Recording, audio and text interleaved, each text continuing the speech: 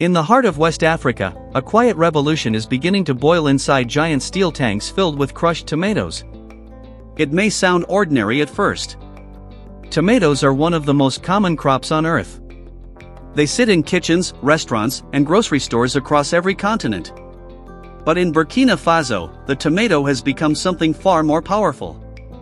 It has become a symbol of resistance. A symbol of economic warfare.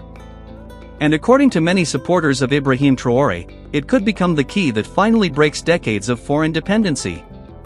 Right now, while most of the world is focused on military alliances, sanctions, trade wars, and political instability, Burkina Faso is launching a completely different kind of battle. A battle fought not with missiles or tanks, but with factories, farmers, and food processing plants. At the center of this movement stands Ibrahim Traoré, one of the youngest leaders in the world, who believes that true independence does not begin with speeches. It begins with controlling what a nation grows, produces, and consumes. And now, Burkina Faso is building what many are calling Africa's largest tomato processing factory. But this story is not really about tomatoes. This story is about power. Because for decades, African nations have exported raw materials while foreign industries made billions transforming those same materials into finished products. Cotton leaves Africa and returns as expensive clothing. Cocoa leaves Africa and returns as luxury chocolate. Gold leaves Africa and enriches foreign economies. And tomatoes? Burkina Faso grows enormous quantities of them, yet supermarket shelves have often been filled with imported tomato paste from Europe and Asia. Think about that for a moment. A country rich in fertile agricultural land was still importing processed tomato products made thousands of miles away. Local farmers worked endlessly under the hot sun, yet the real profits went elsewhere. Foreign companies processed the crops. Foreign distributors controlled supply chains. Foreign brands dominated the markets. To Ibrahim Traoré and his supporters, this was not just bad economics.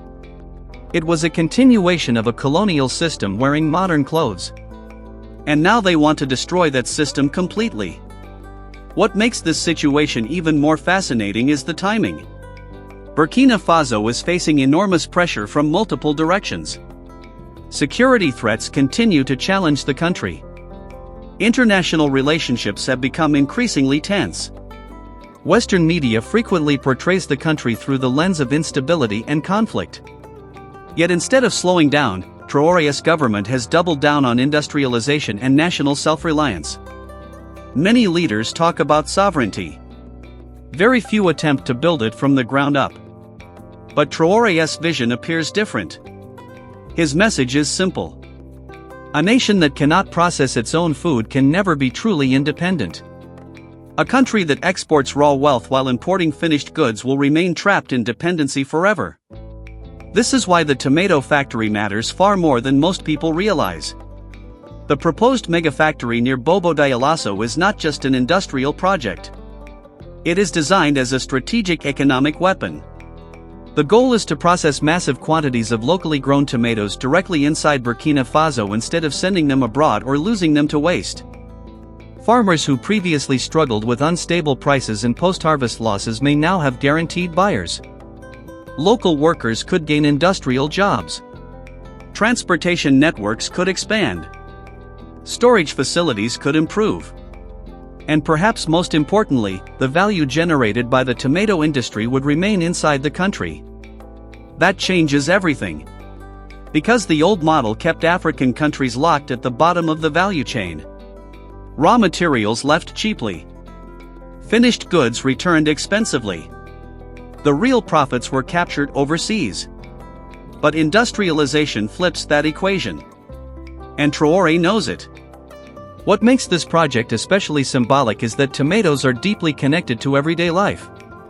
This is not a luxury export designed only for international markets. Tomatoes are part of ordinary meals across West Africa. Tomato paste is consumed daily by millions of families. Demand is constant. Which means controlling tomato production and processing is not only economically strategic but socially powerful as well. If Burkina Faso succeeds, it could dramatically reduce dependence on imported tomato products while strengthening local agriculture at the same time. But there is another layer to this story that makes it even more explosive. For years, critics of global trade systems have argued that African nations were deliberately discouraged from industrializing. Instead, they were encouraged to remain exporters of raw resources. Why? Because industrial independence changes political relationships. A country that builds factories gains leverage. A country that creates jobs gains stability. A country that feeds itself becomes harder to pressure economically. This is why some supporters describe Traoré's policies as economic decolonization. And whether people agree with him or not, there is no denying that his popularity among many young Africans continues to grow rapidly. Across social media, he is often portrayed as a leader challenging systems that previous governments accepted for decades. To his supporters, he represents resistance against economic dependency. To critics, he represents a risky experiment that could isolate Burkina Faso further. But one thing is undeniable. People are paying attention. Because in many ways, Burkina Faso is attempting something larger than agriculture. It is attempting to rewrite the psychology of national identity itself. For generations, many African economies were conditioned to believe that large-scale industrialization was impossible without total dependence on foreign corporations. The message was often subtle but persistent. Africa could supply resources. Others would handle manufacturing. Others would handle processing. Others would control branding and international distribution. Traoré's approach rejects that logic entirely. He wants Burkina Faso to produce, process, package, and profit from its own resources. That is a radical shift. And history shows that industrial revolutions often begin with surprisingly simple products. Steel transformed nations. Textiles built empires. Oil reshaped geopolitics. In Burkina Faso's case, the tomato may become the symbol of a much larger transformation. The economic implications are enormous. Every year, huge percentages of agricultural products across Africa are lost after harvest due to weak processing infrastructure. Farmers produce crops, but without enough factories, refrigeration systems, transportation, and storage facilities, much of the harvest spoils before reaching consumers. This creates a devastating cycle. Farmers lose income. Countries lose food security. Governments spend more importing processed goods. A large processing plant changes this equation. Instead of watching tons of tomatoes rot during peak harvest seasons, farmers could send them directly to industrial facilities where they are transformed into paste, sauces, canned products, and other goods with far longer shelf lives. This stabilizes supply chains and creates entirely new economic ecosystems around agriculture.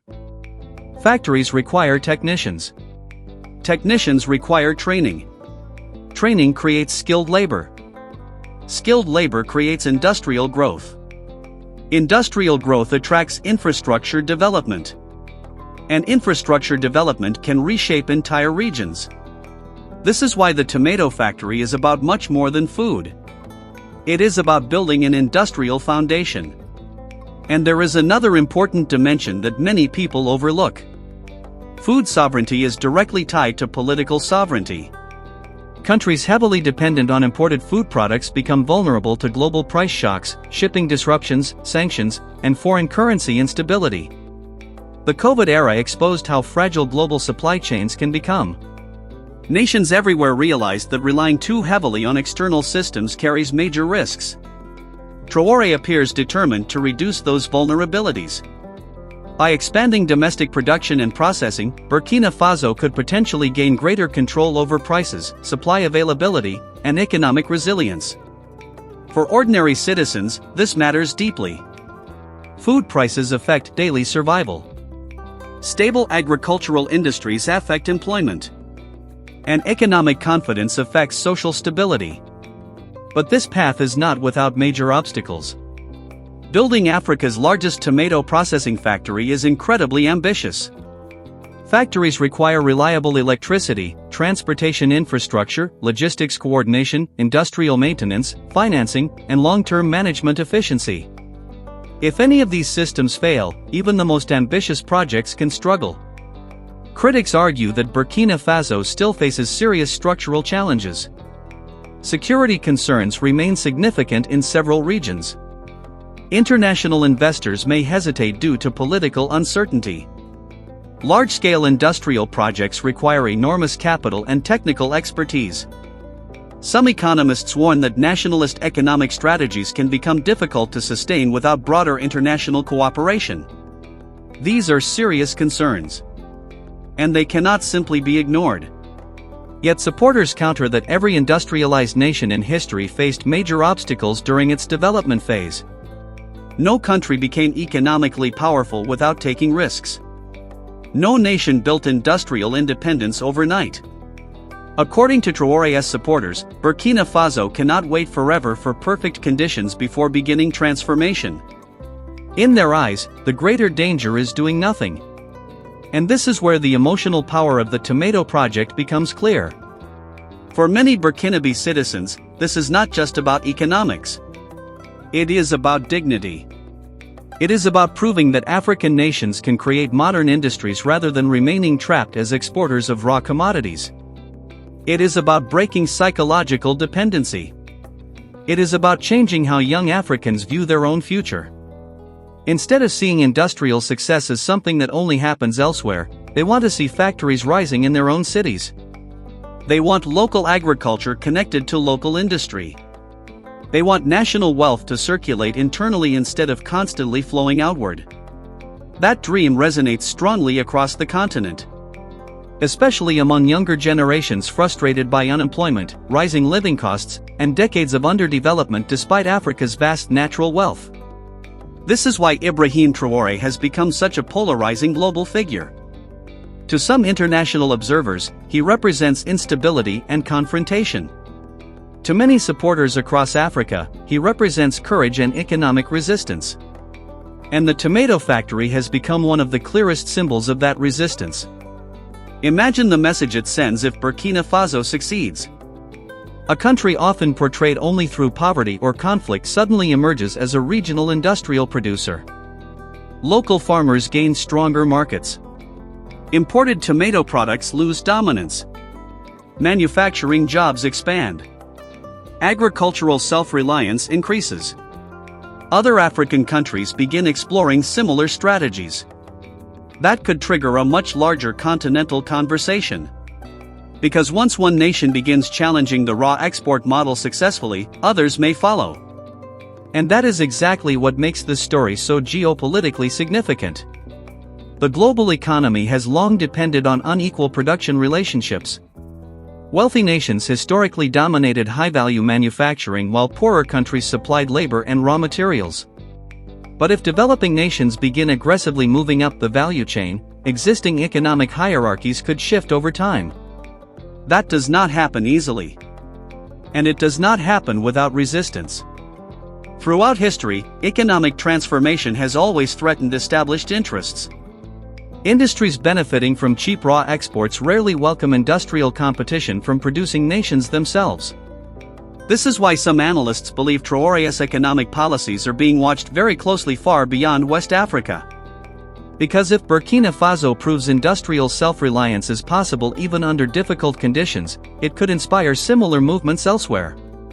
And inspiration is powerful, especially in regions where millions of young people are searching for leaders who promise structural change rather than temporary aid programs. Still, reality remains complex. A factory alone cannot solve every economic problem. Sustainable development requires education systems, transportation networks, investment confidence, institutional stability, energy production, agricultural modernization, and long-term planning. Industrialization is a marathon, not a single event. But symbols matter in politics. And few symbols are more powerful than transforming a basic crop into a national strategy for independence. The tomato factory tells ordinary citizens that their labor has value beyond raw production. It tells farmers they are part of national development rather than forgotten rural communities. It tells young people that industrial ambition is possible inside Africa itself. Whether the project ultimately becomes a historic success or faces major struggles, it has already achieved one thing. It has forced the world to pay attention. And perhaps that was part of the strategy all along. Because Ibrahim Traoré understands something many leaders overlook. Economic revolutions begin not only with infrastructure, but with belief. People must first believe change is possible before they are willing to build it. That belief now surrounds the tomato industry in Burkina Faso. A simple crop has become a national statement. A processing plant has become a declaration of economic war against dependency. And an agricultural project has become one of Africa's most fascinating political experiments. The real question now is whether Burkina Faso can turn revolutionary ambition into long-term industrial reality. Can the country overcome its challenges and build a sustainable manufacturing ecosystem? Can food sovereignty become the foundation for broader economic transformation?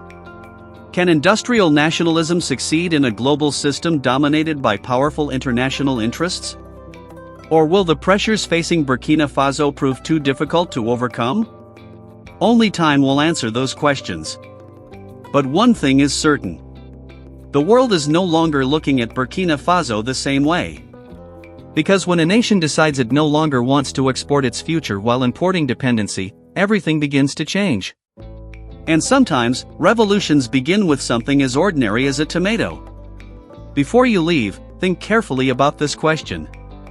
If African countries processed more of their own resources instead of exporting them raw, how different could the continent's future become? Could projects like this truly create economic independence, or is the global system too deeply entrenched to change? And do you believe Ibrahim Traoré's strategy will inspire other nations to follow the same path? Share your thoughts in the comments below. If you enjoyed this deep analysis and want more powerful stories about African geopolitics, economic revolutions, and global power shifts, make sure you subscribe to AfriPol Lens. Like this video if you found it informative, and share it with others who want to understand the changing future of Africa. Your support helps this channel continue producing deeply researched content that explores the stories often ignored by mainstream narratives. And until next time, stay curious, stay informed, and keep watching the forces reshaping our world.